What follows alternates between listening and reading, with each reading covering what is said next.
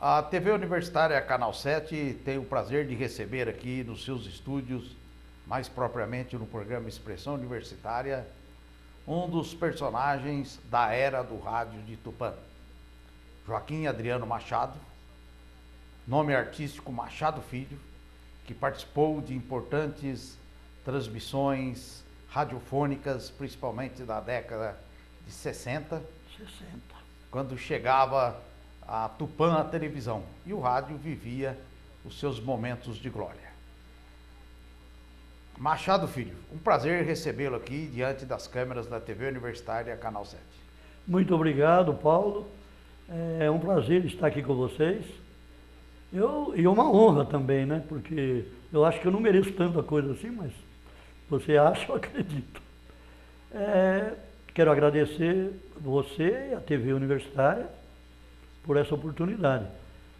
Eu trabalhei na Rádio Clube de Tupã na década de 60, mais precisamente, porque eu saí da rádio em 71, quer dizer que então a década de 70 foi só um ano, mas a década mesmo que eu trabalhei foi 60, que eu entrei mesmo no ano 60 e saí em 71, foi 11 anos que eu trabalhei. O Machadinho, mais propriamente, como certo, é conhecido. Tudo bem.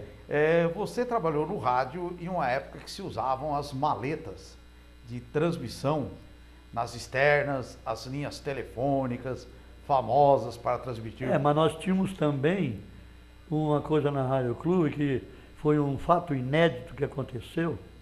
Nós tínhamos um telefone de campanha que chamava, que ia uma bateria, até por sinal muito grande, uma pilha, e você ligava ela numa linha, dava uma manivela e você conseguia se comunicar com a rádio ou então com a própria telefônica em Tupã. E teve uma época, quando teve aquela festa aviatória em Tupã, não sei se você lembra. Lembro. Então, no tempo do Dr. Leandro Cunha, que era o presidente do Aeroclube de Tupã. 67, 68. Então, que veio aquelas 4 esquadrilhas para Tupã, né? Da fumaça, de combate, de reconhecimento, né? E então, no aeroporto lá só tinha uma linha telefônica. E a Rádio Piratininga, na época, conseguiu pegar a linha antecipadamente, que o Ronaldo Góes estava trabalhando na Piratininga naquela época. E nós, por intermédio do seu Abrão, que era o técnico da Telefônica de Tupã. Abrão de Almeida. Ele me deu uma dica e nós usamos. Ele falou, quando cai algum poste na linha, porque a Telefônica Alto Paulista dominava tudo aqui, né? Era até panorama. Ele falou, cai algum poste com chuva ou qualquer coisa, nós chegamos a ligar a linha telefônica até na cerca de arame. Emendamos. Eu falei, mas tem condições? Ele falou, tem. E ele deu a dica para nós. E como tinha uma linha que ia para o aeroporto e a outra passava direto em frente do aeroporto que ia para Arco-Íris. E nós fizemos uma ligação pela cerca de arame do aeroporto, da estrada de Arco-Íris, até na sede lá do aeroporto, pela cerca de arame, isolando um fio para não dar contato com o outro. Então nós fizemos postinho por postinho, fomos isolando. E depois fizemos uma ligação direta no poste. Aí ligou o loop, que chamava loop, que fazia uma ligação direta mesmo. Ficamos o dia inteiro lá, eu, na época, Mário Valdo Munhoz Tenente, e o Claudemir Bernal, que já faleceu, fazendo essa ligação de poste em poste. Quando foi 10h30 da noite, eu consegui falar com o Ali de Assis de cima do saguão do aeroporto, por esse telefone de campanha. Eu liguei para a telefônica e falei, liga com a casa do seu Ali de Assis, falei com ele. O homem dava pulo de alegria, pagou um monte de lanche para nós no bar do Paulinho. No outro dia, a Piratininga chegou no aeroporto, era mais ou menos 1h da tarde para começar a transmissão. achando que era só eles que iam transmitir, nós já estávamos lá, fazia 2 horas. O Marco Aurélio Carvalho Mota, o Zé Maria Rondinelli e o José Rosa Neto, cada um com o microfone na mão, falando de lá do aeroporto. Deu o maior baile nos homens. É uma história. Para quem é da tecnologia moderna, nem calcula o que é isso. Um celular hoje, você faria resolve qualquer transmissão. Claro, mas não existia. Com celular você faz até transmissão internacional. Naquela Lua, época, pronto, fala até da Lua. Naquela época, para se falar do aeroporto de Tupã, aqui dependia de um telefone. E olha lá, foi bem difícil ainda. No estádio mesmo, você ia transmitir futebol, às vezes você não conseguia da pista jogar som direto para a cabine de rádio. Às vezes. Por exemplo, quando o Tupã Futebol Clube, naquela época, jogava em cidades como Barretos, Batatais, Jaboticabal, Franca. Como que era o procedimento para a transmissão da partida? A gente tinha que pedir, por exemplo, uma semana antes, no mínimo, para a telefônica da cidade lá, do local, ela puxava uma linha para você até o aeroporto, até o campo de futebol. Ela puxava uma linha especial, até a cabine. Aí a gente chegava lá, a linha estava lá. Aí você tinha que fazer uma junção com a sua maleta e para fazer, aí ligava com a telefônica de lá, para a telefônica ligar para a Rádio Clube de Tupã. Ou outra emissora que fosse. Era difícil. Ele tinha que ter a maleta de transmissão, já, aquele negócio tudo. Que você então não era chegar lá, não estava pronto nada. Não, tinha que ter uma linha pronta que a emissora, a telefônica da cidade ligava para você. Você fazia o pedido, eles ligavam.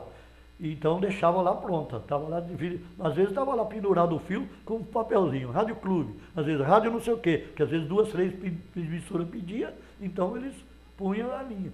Aqui em Tupã não, porque aqui a gente já tinha a nossa linha definitiva lá na cabine. Como hoje tem 2 emissoras ou mais emissoras em Tupã, cada uma tem a sua linha já lá, no estádio, por exemplo, no ginásio de esporte, onde costuma fazer mais transmissões. Por exemplo, nós tínhamos uma linha na Praça da Bandeira, bem atrás ali do Grande Hotel Tamoio, tinha o ponto dela ali. Dali a gente puxava para a Costa Acústica Antiga, que era a frente do Martírio ali, né? E puxava para dentro do Grande Hotel Tamoios quando tinha jantar festivo, alguma coisa que a gente transmitia lá, do Rotary lá, essas coisas. Então a gente emendava, subia no poste, emendava um fio e puxava para dentro. Ou então a gente subia no poste, puxava um e ligava lá para a Praça da Bandeira.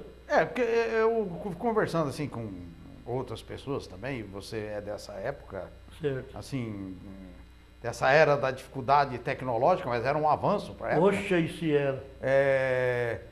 Eu tinha conhecimento, conversando com o Mauro de Avanço e outros técnicos da época, certo, de que, por exemplo, a Rádio Clube tinha cerca de 15 linhas fixas na cidade. Nós tínhamos no Caicã, na coisa, que ele descia pela Imorés, aí da Imorés nós puxava, tinha um rabicho que subia Joaquim-Abarca até o Caicã, e o outro seguia até o Marajoara, Clube Marajoara, certo? Tinha essa linha fixa. Tinha ali linha fixa na Câmara Municipal, que é onde hoje é a Prefeitura, porque antigamente era a Câmara e a Prefeitura junto. Certo. Então, depois tinha uma linha fixa também no Fórum, nós tínhamos linha fixa no Grande Hotel Tamoios, que é essa que eu falei atrás do Grande Hotel, e tinha no Tênis Clube, e assim, nós tínhamos várias linhas fixas mesmo na cidade, na época. Machado, naquela época, por exemplo, a gravação, hoje os programas, as reportagens são gravadas. Naquele tempo parece-me que elas eram feitas ao vivo. Ao vivo. Por falta de gravadores. Nós tínhamos na época, quando eu entrei na Rádio Clube, nós tínhamos só um gravador que chamava Telefunken, era importado, de rolo. Mas o rolo dele era pequeno. Aí depois de uns 4, 5 anos que veio um gravador Akai, que era um rolo grande já, que dava mais ou menos umas 2h30 em 33 rotações de gravação.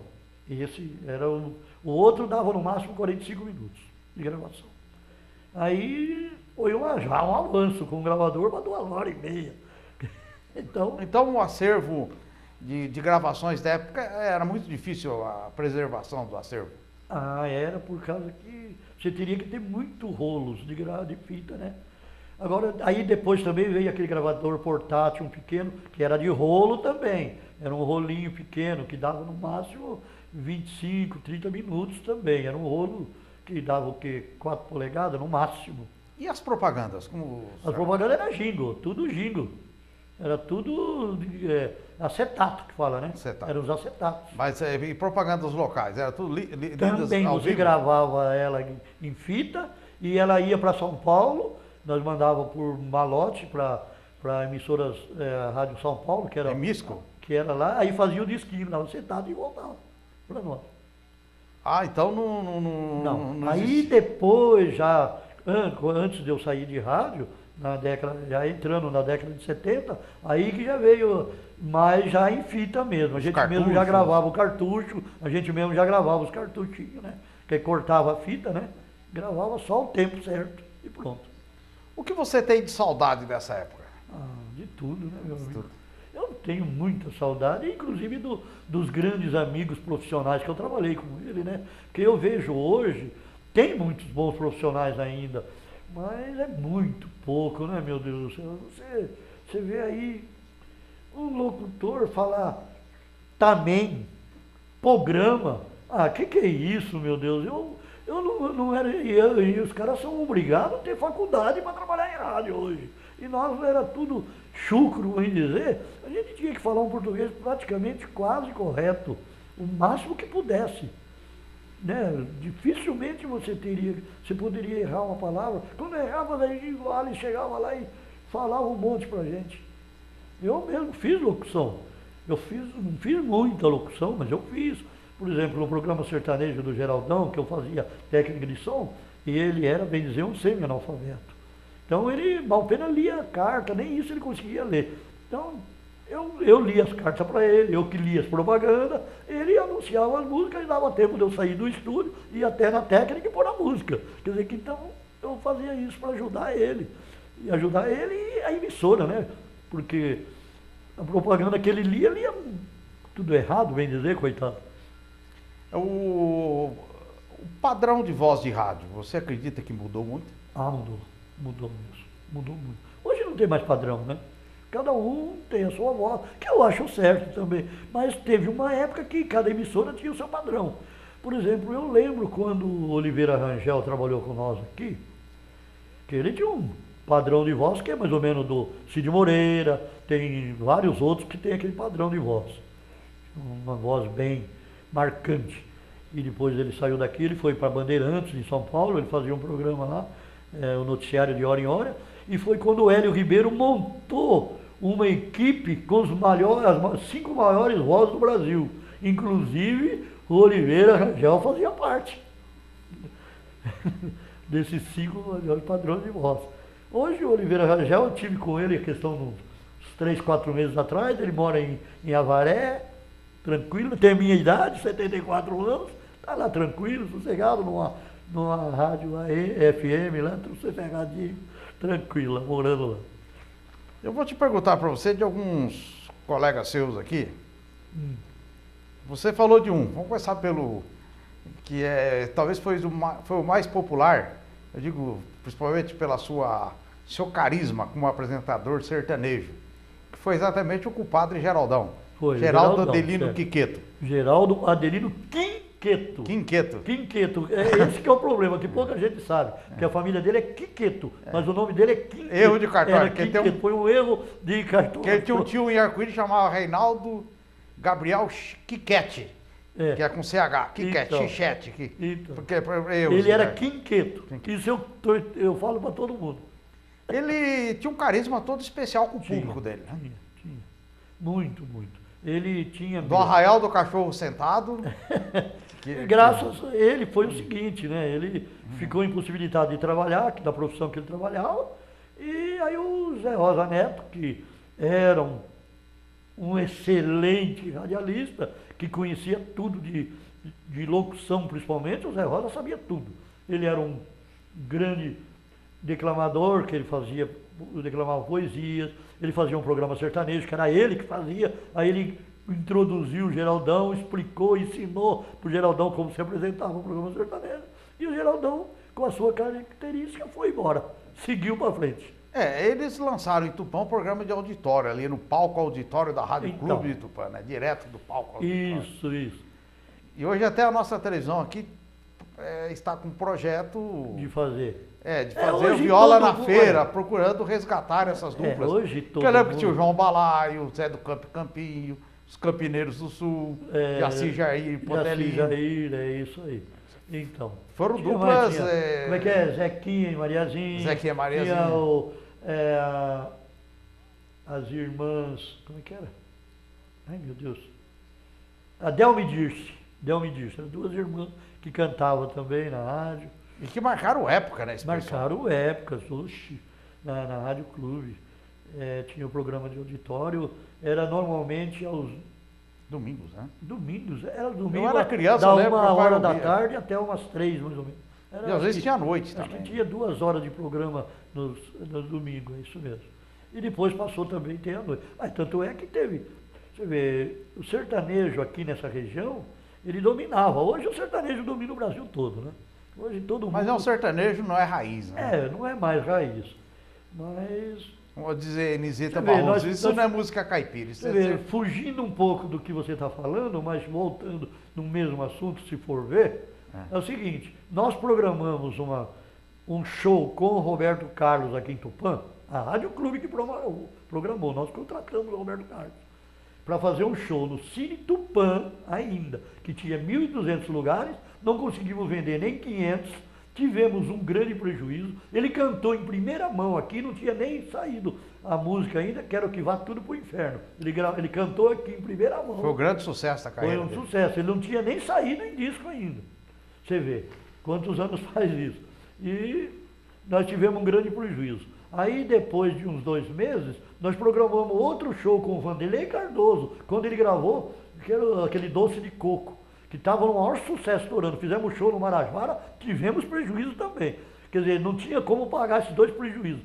Pois nós fizemos show com o Barnabé, no auditório da Rádio Clube de Tupã. Tivemos que fazer 2 dias seguidos, 3 sessões. Começando às 19 horas, às 21h30 e às 22h30.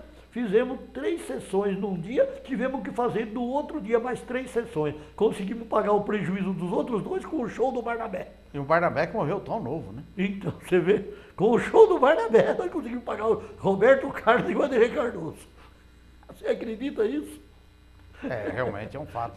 Eu me lembro que ali vizinho da Rádio Clube Tupã, onde hoje depois foi o Clube Paulista, era o Clube O Regatas Paulista, é isso. E atualmente é o edifício Marajoara.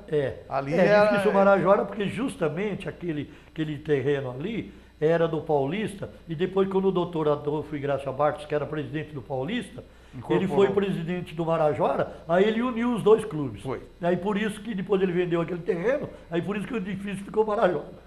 E ali era um local de circo, né? Circo do Chuvisco. Foi onde tem o circo do Motinho e a Fia, que até pegou fogo lá do lado da Rádio Clube. E eu me lembro do circo do Motinha, foi quando o Motinha se instalou em Tupã. Se instalou em Tupã e foi no colega tempo do meu, Motinha, né? ficou colega meu de trabalho na Rádio Clube, trabalhou conosco na Rádio Clube. Fazia o programa da saudade à noite. Nós vamos agora a um rápido apoio cultural e retornaremos em seguida trazendo Machado Filho, o nosso querido Machadinho, que está presente hoje na TV Universitária, Canal 7, no programa Expressão Universitária, falando sobre a sua vida no rádio, principalmente a era do rádio em Tupã.